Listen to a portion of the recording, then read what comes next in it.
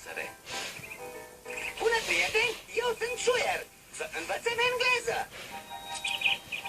Astăzi, Nodi a vorbit cu o pasăre care cânta.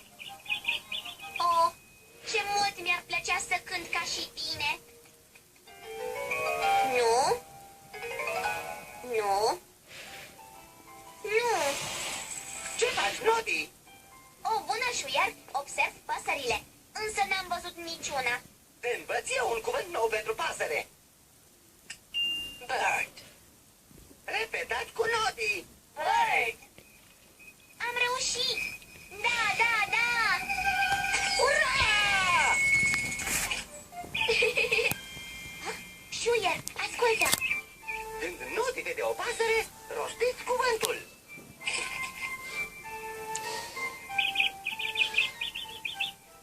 Bird. Bird.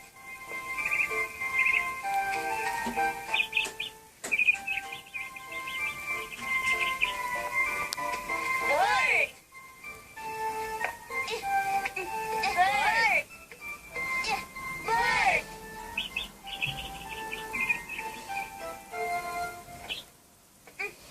Bird. Bird. Unde s-a dus Nodi? Nu știu, Șuier. Bird. Cuvintele englezești sunt amuzante.